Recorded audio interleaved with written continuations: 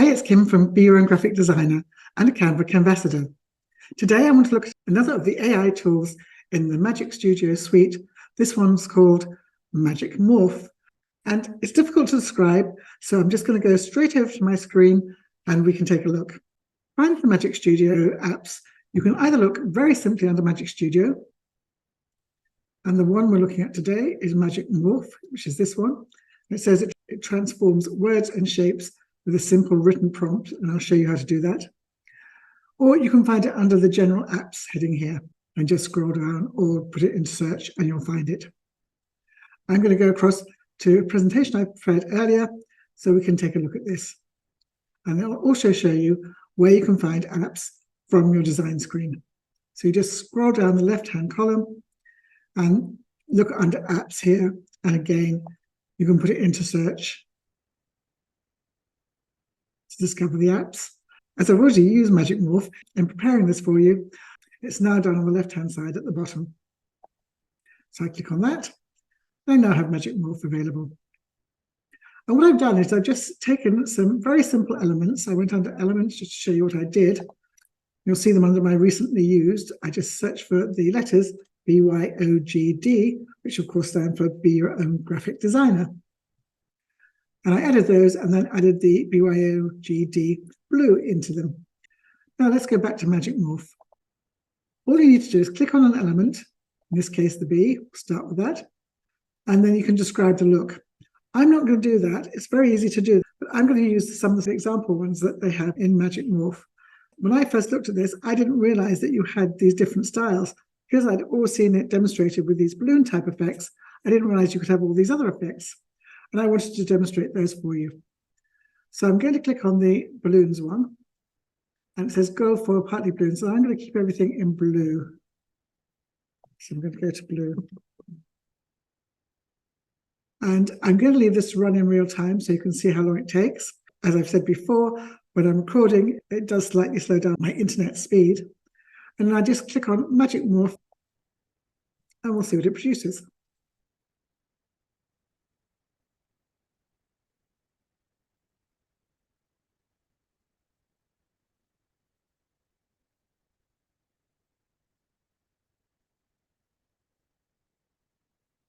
And there you have these balloon effect blues.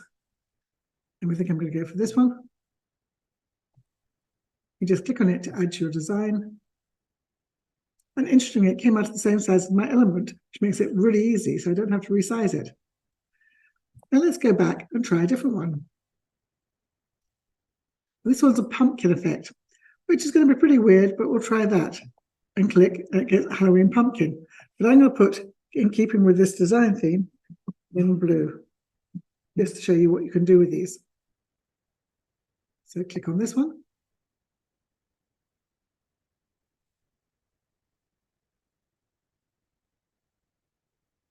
And I'll speed this up for the next few because you've seen roughly how long it takes to do it.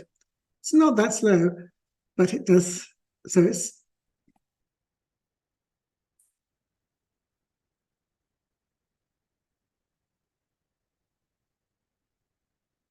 one's quite fun. I like this one. So let's click on this one and add this. It's a very clever effect, that one. So the pumpkin worked in blue.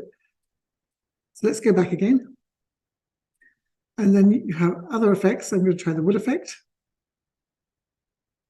Again, I'm going to change this. Oh, and I need to change the element. So I'm going to select the O. And we've got the intricate wood carving. And again, I'll add in blue. And then click Magic Morph again. It's quite difficult to see how the wood grain effect works on this, but it does. And when I click it over, you'll see it more clearly. I think I'm going to go for this one. And just move it on to my O. And you can see the wood type effect more clearly. Let's go back. So we've done the wood, and let's try. I'm going to leave the flowers because I've got that later to show you. So again, I need to select an element, this time the G. And I'm going to select the pretzel this time. I'm going to put the pretzel in blue.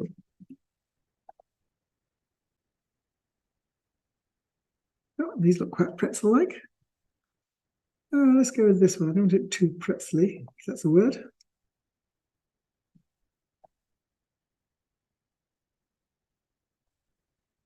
And then let's click on the final element. Go back. Put D here.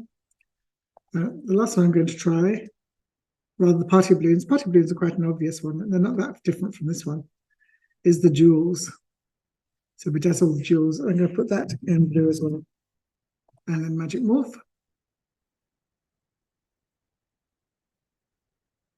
And these look very jeweled now.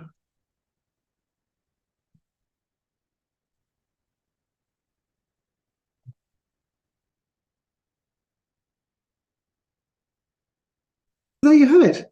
5 of the different designs you can do with Magic Morph. And if I scroll down, I'll show you one that I did earlier. And that was, I did it with flowers. I did it with all the different letters. Basically, clicked on this, did the flowers, but there I changed the blue there and generated it that way. And it came up with lots of different flower designs. I haven't worked out a way to do them all the same, but they were a really nice effect. And that's Magic Morph. So Magic Morph is a paid-for feature. I'll put a link below where you can try Canva Pro or Teams for free for 30 days. But you can see how much fun these are, and you can do all sorts of things with them. I've just kept it very simple just so I could show you the different styles of designs. I hope that helps, and I'll see you next week.